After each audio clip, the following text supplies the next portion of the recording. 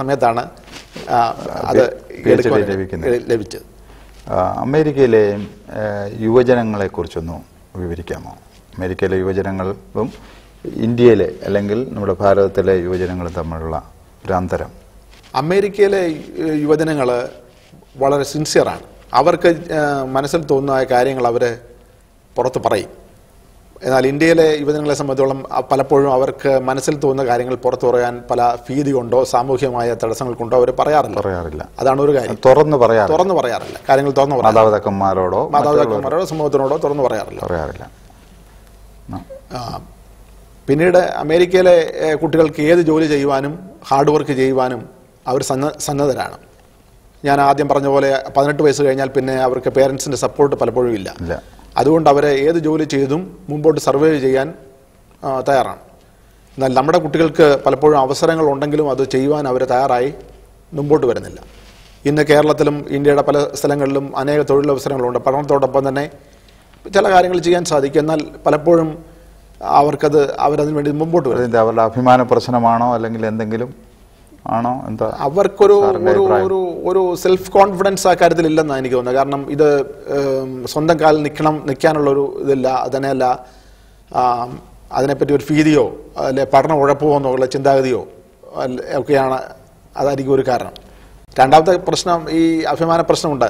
കാരണം നമ്മുടെ മലയാളികളുടെ ഒരു പ്രത്യേകത എന്ന് വെച്ചാൽ കേരളത്തിന് പുറത്തു പോയാൽ ഏത് ജോലിയും ചെയ്യും, എന്നാൽ കേരളത്തിൽ വെച്ച് ഒരു ജോലിയും ചെയ്തില്ല. ആ ഒരു പ്രശ്നങ്ങളും ഉണ്ട്. സാറിനെ പോലെ ഒരു നല്ല അധ്യാപകൻ ഇന്ത്യയിൽ സേവനം അനുഷ്ഠിക്കേണ്ട, ഇന്ത്യയിലെ വിദ്യാർത്ഥികൾക്ക് പല കാര്യങ്ങളും പറഞ്ഞു കൊടുക്കേണ്ട സാറ് ഈ അമേരിക്കയിൽ പോയതിന് സാറിന് എന്തെങ്കിലും കുറ്റബോധമുണ്ടോ? അതോ ഇതിനെക്കാട്ടൊരു ഒരു നല്ല ശുശ്രൂഷയായി സാർ അത് കാണുന്നുണ്ടോ? ഞാൻ ഏകദേശം 20 വർഷത്തോളം ഇന്ത്യയിൽ ജോലി ചെയ്തു. എൻ്റെ ജീവിതത്തിന് നല്ലൊരു അംശം ഇവിടെ ഞാൻ ചെലവഴിച്ചു. ഇപ്പോൾ ഞാൻ അമേരിക്കയിലായിരിക്കുന്നെങ്കിലും എല്ലാ വർഷവും ഒന്നോ അതിലധികമോ പ്രാവശ്യം ഇന്ത്യയിൽ കിടന്നു ഇവിടുത്തെ വിദ്യാഭ്യാസ രംഗത്തും സാമൂഹിക രംഗത്തും പ്രവർത്തിച്ചുകൊണ്ടാണ് ഇരിക്കുന്നത്. എനിക്ക് അമേരിക്കയിൽ നിന്ന് ലഭിക്കുന്ന അറിവും എൻ്റെ കഴിവും ഞാൻ ഇന്ത്യയുടെ ഡെവലപ്മെൻറ്റിന് വേണ്ടി ഉപയോഗിച്ചുകൊണ്ടാണ് ഇരിക്കുന്നത്. ദൈവം അനുവദിച്ചാൽ IPCയുടെ വിദ്യാഭ്യാസ പദ്ധതിയിലേക്ക് കൂടുതലായിട്ട് അതിനുവേണ്ടി പ്രവർത്തിപ്പാൻ വരുന്ന ആളുകൾ ആഗ്രഹിക്കുന്നു.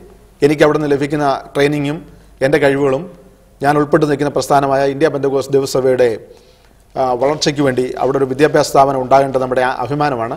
അതിനുവേണ്ടി പ്രവർത്തിക്കാൻ ആഗ്രഹിക്കുന്നു. അമേരിക്കയിലെ എന്തെങ്കിലും ആത്മീയ നിലകളിൽ സ്ഥാനങ്ങൾ വഹിക്കുകയോ അല്ലെങ്കിൽ സെക്യുലർ ലെവലിലോ സ്ഥാനങ്ങൾ വഹിക്കുന്നുണ്ടോ സാറേ? ഞാൻ ആത്മീയ രംഗത്ത് അമേരിക്കയിലെ 2 ചർച്ചുകൾ എസ്റ്റാബ്ലിഷ് ചെയ്യാനിടയായിത്തീർന്നു. ഒന്ന് IPC ഫിലദൽഫിയ സഭ, രണ്ടാമത് ഞാനിപ്പോൾ സീനിയർ പാസ്റ്ററായിരിക്കുന്ന IPC ന്യൂ ജേഴ്സി സഭ. ഇത് രണ്ടും വളർന്നു വന്നത് എൻ്റെ പരിശ്രമഫലത്താലാണെന്ന് പറയാൻ സാധിക്കും.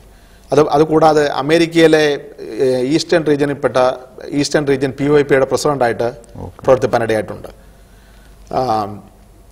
അവിടുത്തെ POIPയുടെ പ്രസിഡന്റായിട്ട് ഈസ്റ്റേൺ റീജിയൻ പ്രസിഡന്റായിട്ട് അങ്ങ് പ്രവർത്തിക്കുമ്പോൾ ഇവിടുത്തെ POIPയും അമേരിക്കയിലെ POIPയും തമ്മിലുള്ള വ്യത്യാസമൊന്നും പറയാം. ഇവിടെ POIPയിൽ യുവജനങ്ങൾ വളരെ ആക്റ്റീവാണ്. എന്നാൽ അമേരിക്കയെ സംബന്ധിച്ചോളം യുവജനങ്ങൾക്ക് POIP എന്താണെന്ന്, പെന്തക്കോസ്ത് യുവജന സംഘടന എന്താണെന്ന് കാര്യമായ അറിവില്ലായിരുന്നു ആ സമയത്തിൽ. എന്നാൽ അതിനോട് വേണ്ട അറിവ് ഉണ്ടാക്കി കൊടുക്കുവാൻ എൻ്റെ നേതൃത്വത്തിൽ പ്രവർത്തിച്ച നേരത്തെയുള്ളവരും പ്രവർത്തിച്ചു. എന്നാൽ കൂടുതലായിട്ട് പ്രവർത്തിക്കാൻ സാധിച്ചു. ഇന്ത്യയിലെ പല പ്രവർത്തനങ്ങൾക്കും ചുമതല കൊടുക്കുവാൻ ഏകദേശം 50 കുട്ടികൾക്ക് ഇവിടെ സ്കോളർഷിപ്പ് ഏർപ്പെടുത്തുവാനും POIPക്ക് വേണ്ടി ഒരു കമ്പ്യൂട്ടർ വാങ്ങിച്ചു കൊടുക്കുവാനും ഒക്കെ ആ സന്ദർഭത്തിൽ അന്ന് നടന്നു. ഇതൊക്കെയും ഇവിടെ നടക്കുന്ന പ്രവർത്തനങ്ങൾ അവിടുത്തെ യുവജനങ്ങളെ കൂടി പങ്കെടുപ്പിക്കുവാൻ വേണ്ടിയുള്ള ഒരു പരിശ്രമത്തിൻ്റെ ഭാഗമാണ് ആയിരുന്നു. അതുകൊണ്ട് ഇന്ന് POIP വളരെ ആക്റ്റീവാണ് അവിടെ. ഇപ്പോഴത്തെ നേതൃത്വത്തെ മുമ്പോട്ട് കൊണ്ടുവരുന്നതിൽ ഞങ്ങൾ നിർണായകമായ പങ്ക് വഹിച്ചിട്ടുണ്ട്. ഓക്കെ, സാറിൻ്റെ കുടുംബത്തെക്കുറിച്ചൊന്ന് വിവരിക്കാമോ? ഫാമിലി? എൻ്റെ കുടുംബം, എൻ്റെ ഭാര്യ മാഗി ഇവിടെ സ്റ്റേറ്റ് ബാങ്ക് ഓഫ് ട്രാവൻകൂർ ജോലിയായിരുന്നു. എന്നാൽ ഇപ്പോൾ അമേരിക്കയിലെ ന്യൂ ജേഴ്സി സ്റ്റേറ്റിലുള്ള ജുഡീഷ്യൽ സിസ്റ്റത്തിൽ ചൈൽഡ് വെൽഫെയർ ഓഫീസറായിട്ട് പ്രവർത്തിക്കുന്നു. എനിക്ക് 2 മക്കളാണുള്ളത്.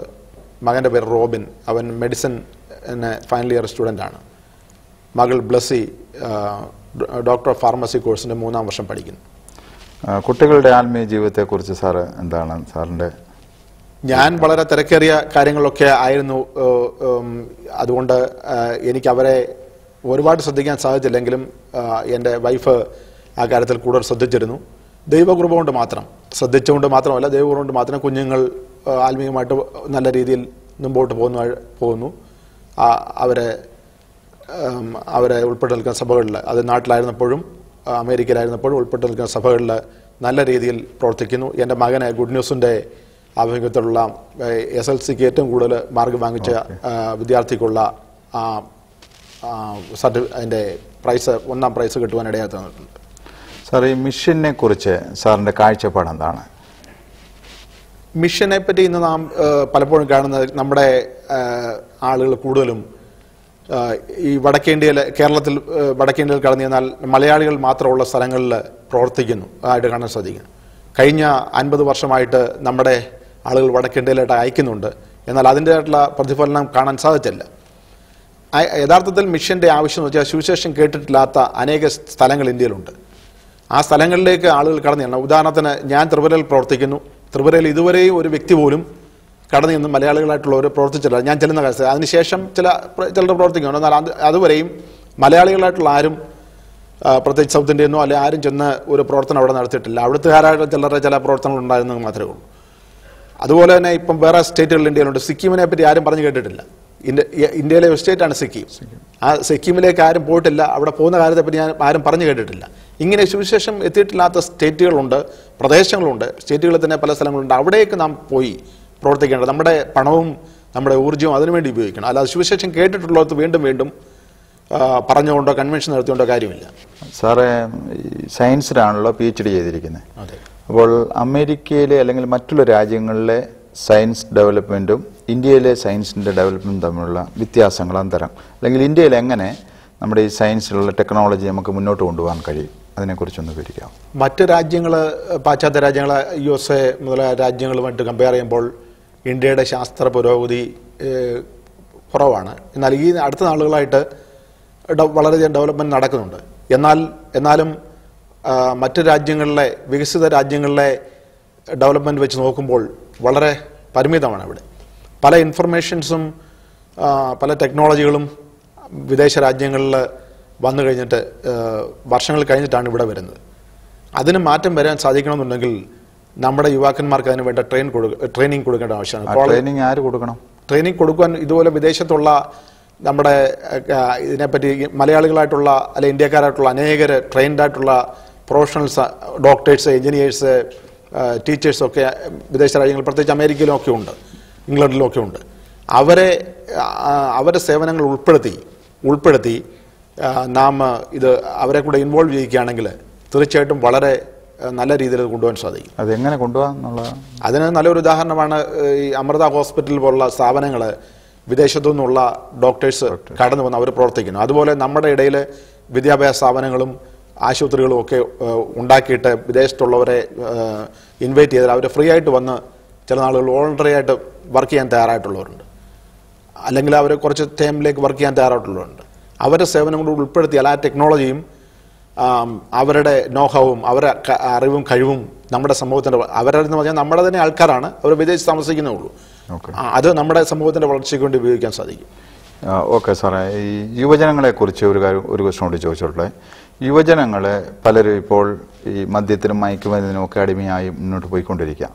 അവരൊരു നല്ല വഴിയിലേക്ക് നയിക്കുവാൻ സാറൊരു സയൻറ്റിസ്റ്റാണ്, അപ്പോൾ തന്നെ ഒരു മിഷൻ കോർഡിനേറ്ററാണ്, സുവിശേഷ പ്രവർത്തകനാണ്, യുവജന സംഘാടകനാണ്. ആ ഒരു നിലയിൽ സാറിന് എന്താണ് അവർക്ക് കൊടുക്കാനുള്ള ഉപദേശം? ഞാൻ ആദ്യം പറഞ്ഞ പോലെ നമ്മുടെ കേരളത്തിൽ ഇന്ന് മദ്യം വളരെയധികം ഉപയോഗിക്കുന്നു. അത് വ്യാപകമായിക്കൊണ്ടിരിക്കുന്ന കാരണം യുവാക്കന്മാർക്ക് ലക്ഷ്യബോധമില്ലാത്തതാണ്.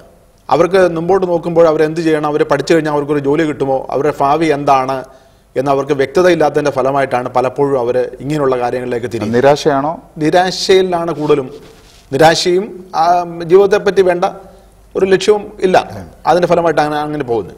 അത് മാറുവാൻ വേണ്ടി അവരെ ആത്മീയമായിട്ട് നമ്മൾ അവരെ ആദ്യമായിട്ട് ഉത്തേജിപ്പിക്കണം. അതായത് അവരുടെ ജീവിതത്തിലെ എല്ലാ പ്രശ്നങ്ങൾക്കും ഉത്തരം കർത്താവിലുണ്ട്, യേശുവിലുണ്ട് എന്നുള്ള ആ ഒരു കാര്യം അവരെ മനസ്സിലാക്കുമ്പോൾ, അല്ലെ പ്രാർത്ഥനകൾ കൂടി ജീവിതത്തെ മോൾഡ് ചെയ്യുവാൻ കർത്താവിന് സമർപ്പിച്ചാൽ പ്രശ്നങ്ങൾക്ക് പരിഹാരമുണ്ടെന്നുള്ളത് മനസ്സിലാക്കി കൊടുത്താൽ ഒരു പരിധി വരെ അത് കുറയ്ക്കാൻ സാധിക്കും. പിന്നീട് വീടുകളിലായാലും നമ്മുടെ വിദ്യാഭ്യാസ സ്ഥാപനങ്ങളിലായാലും സഭയായാലും ഈ യുവാക്കന്മാരെ ഇങ്ങനെയുള്ള ലക്ഷ്യബോധത്തിലേക്ക് നയിക്കുവാനുള്ള പ്രോഗ്രാമുകൾ ക്രമീകരിക്കണം. വീടുകളിൽ തൊട്ടേ ആ ട്രെയിനിങ് കൊടുക്കണം. പ്രത്യേകിച്ച് സഭ ആ കാര്യത്തിൽ വളരെയധികം ചെയ്യണം. ഈ നമ്മുടെ POIP അതുപോലുള്ള യുവജന പ്രസ്ഥാനങ്ങളിൽ ഈ ട്രഡീഷണൽ ആയിട്ടുള്ള പ്രോഗ്രാം മാത്രം നടത്താതെ ഇങ്ങനെയുള്ള യുവജനങ്ങളുടെ ഈ ആനുകാലിക പ്രശ്നങ്ങൾ മനസ്സിലാക്കി അതിന് പരിഹാരം കണ്ടെത്തുവാനുള്ള ചർച്ചകളും അതിന് കഴിവുള്ള ആൾക്കാരെ വിളിച്ച് അങ്ങനെയുള്ള ഏത് ലെവലിൽ വരണം? ഈ സ്കൂളിലോ കോളേജാണോ അതോ സംഘടനകളാണോ സഭയാണോ? അത് സഭകൾ ഏറ്റെടുക്കുന്നതാണ് ഏറ്റവും നല്ലതെന്ന് എനിക്ക് തോന്നുന്നത്. കാരണം കോളേജുകളിലും സ്കൂളുകളിലും പരിമിതിയുണ്ട്. അവർക്ക് ഒരു പരിധി വരെ ചെയ്യാം. പക്ഷെങ്കിൽ അതിനേക്കാൾ എഫക്റ്റീവായിട്ട് ചെയ്യാൻ പറ്റുന്നത് സഭകളുടെ ആഭിമുഖ്യത്തിലും യുവജനങ്ങളുടെ സംഘടനകളുടെ ആഭിമുഖ്യത്തിലും കോളേജ് ക്യാമ്പസുകളിലും അല്ലെ കോളേജ് വിദ്യാർത്ഥികൾക്ക് വേണ്ടി ഇങ്ങനെയുള്ള പ്രോഗ്രാം ICPF കുറച്ച് നടത്തുന്നുണ്ട്. പക്ഷെ അത് കുറച്ചുകൂടെ എഫക്റ്റീവ് ആക്കുവാൻ ഇന്നത്തെ ടെക്നോളജിയോട് ഉപയോഗിച്ച് നമുക്ക് കൂടുതൽ എഫക്റ്റീവ് ആക്കുവാൻ സാധിക്കും. പ്രത്യേകിച്ച് പവർ വിഷൻ ചാനലിനൊക്കെ അങ്ങനെയുള്ള കാര്യങ്ങളിൽ കുറച്ച് കാര്യങ്ങൾ ചെയ്യാൻ സാധിക്കും. Okay, thank you sir. Power vision പ്രേക്ഷകരോട് സാറിന് പറയാനുള്ള ഒരു സന്ദേശം? എനിക്ക് പറയാനുള്ളത്, നമ്മൾ ജീവിക്കുന്നതിന് വളരെ തിരക്കേറിയ ഒരു യുഗത്തിലാണ്, കാലഘട്ടത്തിലാണ്. ഈ കാലഘട്ടത്തിൽ നമുക്ക് ജീവിക്കുവാൻ തീർച്ചയായിട്ടും ഈ വിദ്യാഭ്യാസ രംഗത്തെ നൂതന പ്രവണതകൾ നമ്മൾ മനസ്സിലാക്കണം. പഠിക്കുന്ന കുട്ടികൾ ഇന്നത്തെ ആധുനിക സാങ്കേതിക വിദ്യകൾ ഉപയോഗിച്ച് പഠിക്കണം. എന്നാൽ അതിനേക്കാൾ ഉപരിയായി ദൈവത്തിൽ അധിഷ്ഠിതമായ ക്രിസ്തുവിൽ അധിഷ്ഠിതമായ ഒരു ജീവിതം നയിപ്പാൻ, ഒരു മൂല്യാധിഷ്ഠിത ജീവിതം നയിപ്പാൻ സമർപ്പിക്കണം. നമുക്ക് ഒരു ജീവിതം മാത്രമേ ഈ ലോകത്തുള്ളൂ. ആ ജീവിതം വളരെ എഫക്റ്റീവായിട്ട് നയിക്കണമെങ്കിൽ നമ്മുടെ സ്വന്തം കഴിവുകൊണ്ട് നമുക്ക് സാധിക്കത്തില്ല. എന്നാൽ യേശുവിൽ വിശ്വസിച്ചുകൊണ്ട് നമ്മുടെ ജീവിതം സമർപ്പിച്ചുകൊണ്ട് പ്രവർത്തിക്കുകയാണെങ്കിൽ തീർച്ചയായിട്ടും ആ ജീവിതം വളരെ വിലയേറിയതായി തീരും. എൻ്റെ ബുക്കിലും ആ ആശയമാണ് ഞാൻ പറഞ്ഞിരിക്കുന്നത്. നമ്മുടെ ജീവിത വിജയം എന്ന് പറഞ്ഞാൽ നമ്മുടെ സ്വന്തം കഴിവുകൊണ്ട് സാധിക്കുന്നതല്ല, എന്നാൽ ക്രിസ്തുവിൽ അടിസ്ഥാനമായ ഒരു ജീവിതം നയിച്ചാൽ തീർച്ചയായിട്ടും അത് വിജയപ്രദമായി തീരും. ഗസ്റ്റ് റൂമിൽ ഇതുവരെ നമ്മോടൊപ്പം സമയം ചെലവഴിച്ച അമേരിക്കയിൽ എഡ്യൂക്കേഷൻ ഡിപ്പാർട്ട്മെൻറ്റിൽ ജോലി ചെയ്യുകയും സുവിശേഷ പ്രവർത്തകനും യുവജന സംഘാടകനുമായ റവറൻ ഡോക്ടർ ജോർജ് മാത്യുവിനുള്ള നന്ദി അറിയിക്കുന്നു. അടുത്ത ആഴ്ച ഇതേ സമയം മറ്റൊരു വ്യക്തിയുമായി നമ്മൾ പരിചയപ്പെടുന്നവരെയും ദൈവം നമ്മെ എല്ലാവരെയും അനുഗ്രഹിക്കുമാറാകട്ടെ.